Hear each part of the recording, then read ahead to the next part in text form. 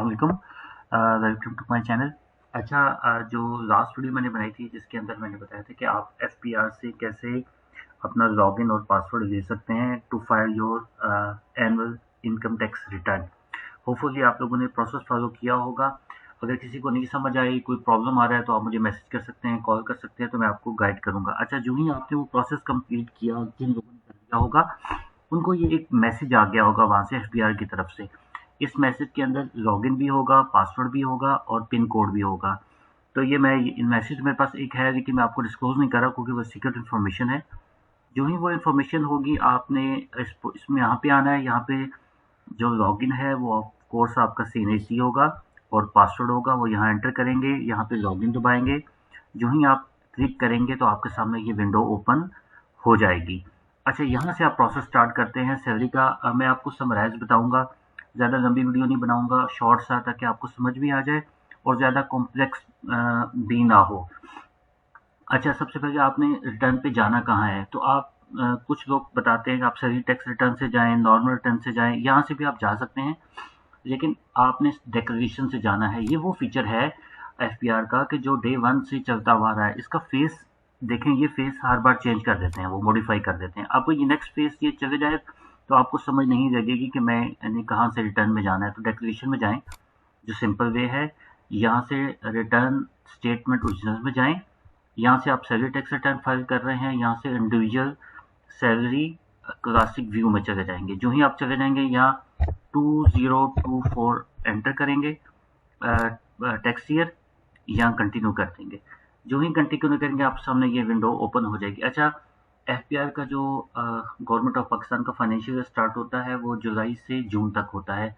अभी जो return file हो रही है वह जुलाई 23 से जून 2024 तक जा रही है। तो जो लास्ट ईयर होता है उसको फाइनेंशियल ईयर काउंट किया जाता है। इसी तरह जब नेक्स्ट ईयर की आप करेंगे तो वो जून 2024 से सॉरी जुलाई 24 से जून 25 होगी, तो उसको फिस्कल ईयर 25 का नाम देंगे। आप नेक्स्ट टाइम 25 क्लिक करेंगे तो ऑटोमेटिकली आपको जून से लेकर 24-25 का पीरियड दे देगा। अच्छा, फर्दर कंटिन्यू करते हैं। लेट्स सपोज आपकी जो एनुअल इनकम है, जो हमारी टैक्सेबल इनकम होती है, वो हमारी है 6 लाख से कम जो इनकम है वो नॉन टैक्सेबल है। 6 लाख से ऊपर है तो ऑटोमेटिकली स्लैब के थ्रू उस पर टैक्स आता जाता है।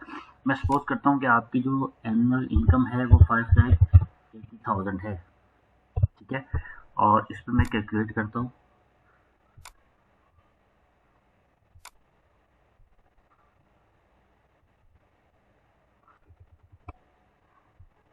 ये कंपटीशन में आ जाना है कि यहाँ पे आप जब आएंगे कंप्यूट में, तो जो आपको कंप्यूट करके देगा, यहाँ देखें 5,80,000 पे कोई टैक्स नहीं है। तो ये तो समझाने का बात हो गई। आप मैं सपोज करता हूँ आपकी जो एनुअल इनकम है वो 15 लाख है, ताकि इसके अंदर जिन लोगों की टैक्स है, जिन लोगों को टैक्स नहीं है उनके लिए तो ईजी है, जिन लोगों का टैक्स है उनको समझने में थोड़ी आसानी होगी। मैं सपोज करता हूँ आपके एनुअल इनकम जो है वो 15 लाख है सैलरी पे, ठीक। अब मैं यहाँ पे दोबारा कंप्यूट पे आ जाता हूँ।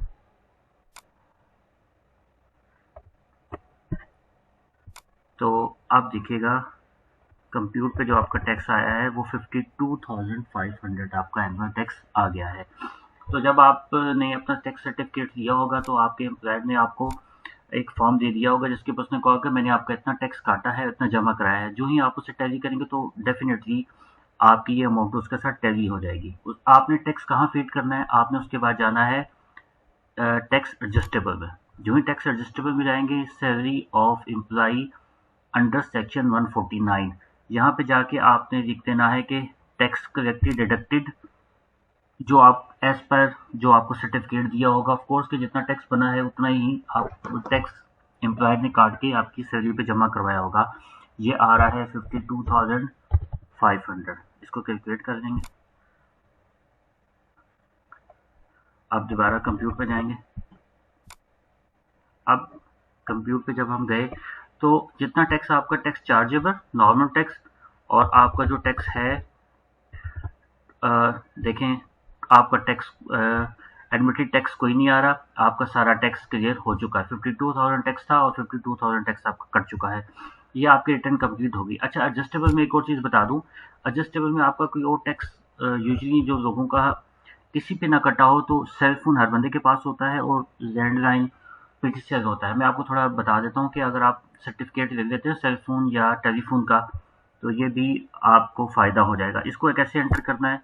सिंपल, अगर सेल फ़ोन है तो सेल फ़ोन देना है, अगर पीटीसीएल का है तो पीटीसीएल देना है, अगर ये नहीं है तो फिर भी इसको आप ज़ीरो कर दें। मैं जस्ट आपको ज़ूम करता हूँ, एक डमी नंबर लेके पीटीसीएल लैंड, थोड़ी सी मैं वो अंग्रेजी पे ना जाइएगा, मैं जल्दी में हूँ, तो ये मैं कर देता हूँ पीटीसीएल लैंड लाइन।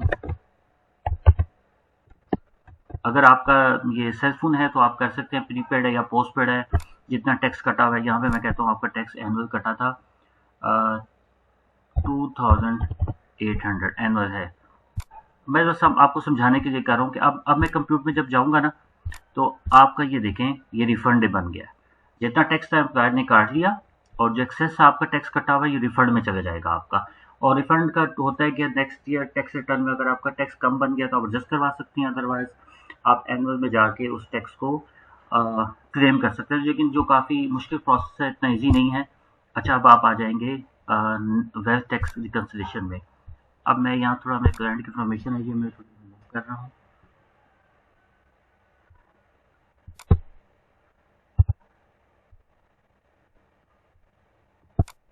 अच्छा अच्छा, अब आपने दो इसके वेल्थ टैक्स में जब आप जाएंगे, इनकम टैक्स डिक्लेयर करने के बाद यहाँ पे 3 टैब आएंगे, एक पर्सनल एक्सपेंसेस आएगा, एक पर्सनल एसेट एंड लायबिलिटीज आएगा, एक रिकन्सिलेशन आएगा। आपने वन बाय वन जाना है। सबसे पहले आपने पर्सनल एसेट्स में जाना है। यहाँ आपने डिक्लेयर करना है कि आपके कौन कौन से एसेट है। मैं आपको थोड़ा मोटा मोटा बता देता हूँ कि अगर आपका कोई हाउस है, इनहेरिटेंस है या अमाउंट है, मैं सपोज करता हूँ आपका हाउस है, हाउस नंबर में दे देता हूँ 76, और यहाँ पे एड्रेस दे देता हूँ रामा इकबाल टाउन, RWP कर देता हूँ, ठीक है। जिसकी वर्थ है आपकी, लेट्स सपोज उसकी वर्थ है 45 लाख, ठीक। ये मैंने घर दे दिया। अगर आपकी इनहेरिटेंस प्रॉपर्टी है तो आप उसको जीरो भी कर सकते हैं, उसमें कोई इशू नहीं है। अच्छा, उसके बाद नेक्स्ट है, आपने हमेशा अपने बैंक अकाउंट की डिटेल लाजमी देनी है, क्योंकि सैलरी पर्सन है तो आपका बैंक अकाउंट लाजमी ऑपरेट हो रहा है। तो उसमें आपने सिंपल यहाँ पे जाना है, investment, non bank account, annuity, यहाँ पे आप जाएंगे। यहाँ पे आई बैन है आपके अकाउंट का, मैं सपोज करता हूँ CK 42 AS3M। अगर आपके पास आई बैन नहीं है तो आप अकाउंट नंबर भी दे सकते हैं। यहाँ मैं कर देता हूँ M अस्करी बैंक कर देता हूँ, अस्करी बैंक, ठीक। 30 जून को आपके पास जितनी अमाउंट आपके बैंक में मौजूद थी आप लिख देंगे। 30 जून 2024 को लेट्स सपोज मैं कहता हूँ कि आपके पास 65,000 अमाउंट मौजूद थी, ये आपने लिख दी, ठीक। अच्छा, ये आपका घर हो गया, ये आपका इस क्या नाम है, बैंक में अमाउंट आ गई। कोई एनिमल है, कोई इक्विपमेंट है, कोई बिजनेस है, कोई और एसेट है, इस तरह मोटर व्हीकल है, मोटर बाइक हर किसी के पास हो। आजकल मोटरसाइकिल तो है, गाड़ी है तो गाड़ी लिखने में आपको मोटरसाइकिल है आपके पास, वो कर बता देता हूँ। लेट्स सपोज आपके पास एक मोटर बाइक है, आप लिख दें, यहाँ उसका नंबर लिख दें, मोटर बाइक ADC 456 70 है, आप कर दें 70 CC, ठीक हो गया। और उसकी जो नेटवर्थ अभी आपके पास रह चुकी है वो लेट्स सपोज मैं कर देता हूँ 67,000 है, ठीक, ये आ गया। अच्छा, इसके बाद अगर आपके पास गाड़ी है, ऐसे मोटर व्हीकल गाड़ी भी कर सकते हैं। हाउस होल्ड इफेक्ट है आपका, हाउस होल्ड में इफेक्ट में आ जाता है आपके पास कि घर के जो है फर्नीचर चीज़ें कितनी है। मैं सपोज करता हूँ आप 54,000 की चीज़ें हैं आपके पास। पर्सनल आइटम, घड़ी, वॉचेस कुछ है, वो मैं ये तो मैं ज़ूम करूँ, आप कुछ भी नहीं, आप सिंपल करनी है, आप ये चीज़ें सारी स्किप भी कर सकते हैं। मैं तो जस्ट आपको एक ओवरव्यू दे रहा हूँ कि ये चीज़ें यहाँ पे आ जाती हैं। कैश है, आप कहते हैं मेरे पास तकरीबन कैश 22,000 का कैश था, एनी अदर एसेट या वो आपके नाम पे है। अच्छा, ये एसेट का पोर्शन कंप्लीट हो गया, आप लायबिलिटी में आ जाएँ। लायबिलिटी के अंदर है किसी के आपने पैसे उधार लिए हुए हैं, किसी को किसी से पैसे लिए हुए उसको पेमेंट करनी है, तो वो आप लिख सकते हैं पेबल। यहाँ पे पेबल है कि मैंने बस आपने कोई बाइक खरीदी है, तो आपकी अगर गाड़ी खरीदी है, लेट्स सपोज 50 लाख की गाड़ी है, आपकी सैलरी 15 लाख है, तो अब वो 50 लाख की गाड़ी खरीदने का आप कह सकते हैं कि मैंने वालिद से, भाई से, किसी से भी मैंने लोन लिया हुआ था। अच्छा, उसको सेव कर देंगे। ठीक। अच्छा, उसके बाद रिकन्सिलिएशन में आ जाएंगे। अच्छा, रिकन्सिलिएशन में ये लास्ट ईयर के जो एसिड थे, प्रीवियस एसिड थे, वो आपके 4641960 थे। नेट करंट एसिड मैंने कहा है 47155 आ गए। ठीक है, तो ये तो अब देखिए 73,000 का फर्क आ रहा है। अच्छा, यहाँ पे आपने लिखना है कि आपकी जो सैलरी आई थी,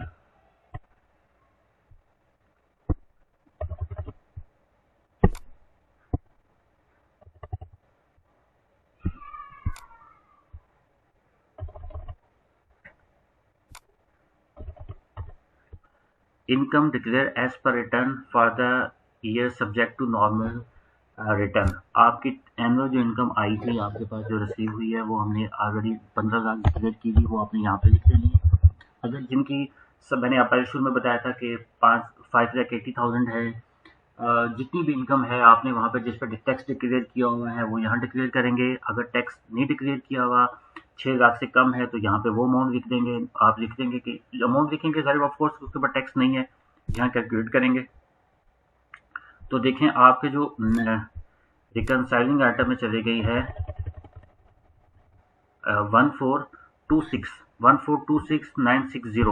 उसका मतलब वो ये कह रहा है कि आपके नेट करंट एसिड थे आपके ये, और नेट करंट एसिड ये थे आपके, प्रीवियस ईयर के जो आपके एसिड थे वो ये थे।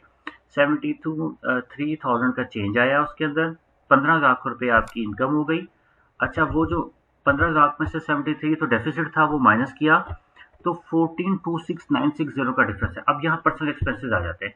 सारी बात है, जो डिफरेंस आ जाता है वो आप उसको उसको डिवाइड कर देते हैं। कोशिश करें डिवाइड करके करें, कुछ फ़ोन में डाल दें, टेलीफोन में डाल दें, कुछ इसमें आ जाएगा बिजली का बिजली का बिल आ जाएगा, व्हीकल रनिंग आ जाएगी, आपकी ट्रैवलिंग आ जाएगी, इलेक्ट्रिसिटी आ जाएगी, गैस, फ़ोन, मेडिकल आ जाएगा, एजुकेशन आ जाएगी, क्लब, फंक्शन, गैदरिंग आ जाएगी।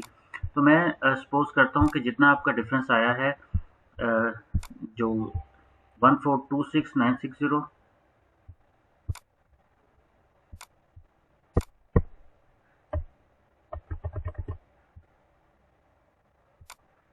142690, मैं कहता हूँ ये 1414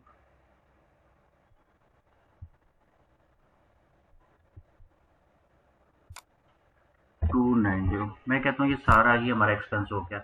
बाइफरकेट कर दीजिएगा ताकि आपको कुछ पूछे तो आप उसको आंसर दे सकें। यूजुअली इतनी कम रिटर्न पे कोई इतना नोटिस या कोई इच्छा नहीं आता। 670,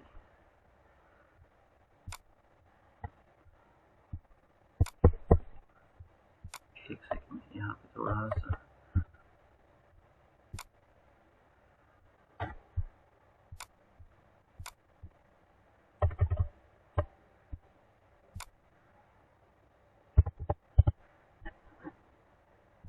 ये मैंने कल सेकंड डाल दिया। अभी मैं चेक करता हूँ कि रिटर्न क्या हुआ। ये देखिए, ऑटोमेटिकली आपका जो रिकनसाइलिंग आइटम है वो आपके ज़ीरो हो गए, और इसके बाद आपकी नेट करंट एसेट और ये टैली हो गए रिकन्सिलिएशन। अब आप रिटर्न को कर देंगे सेव। जो ही आप सेव करेंगे, उसके बाद जब आप सबमिट का बटन दबाएंगे ना, सबमिट पे वो जो पिन कोड आपको स्टार्ट में आया हुआ था वो पिन कोड ये आपसे मांगेगा। जो ही आप इसको यहाँ पे पिन कोड देंगे, पिन कोड देने के बाद आप यहाँ उसको सबमिट करेंगे तो आपकी रिटर्न ऑटोमेटिकली सबमिट में चले जाएगी। मैं यहाँ पे रिटर्न जमा नहीं करवा रहा क्योंकि अभी मैंने इसके अंदर कुछ और चीज़ें ऐड करनी है, कुछ कॉन्फिडेंशियल चीज़ें होती हैं, तो करेंगे आपकी रिटर्न फाइल हो जाएगी। अच्छा, आपको कोई मसला हो, कोई क्वेश्चन हो तो आप मुझे मैसेज कर सकते हैं। मैं आपका रिप्लाई कर दूंगा। होप कि आपको ये समझ आ गई होगी। ओके, अल्लाह हाफिज़।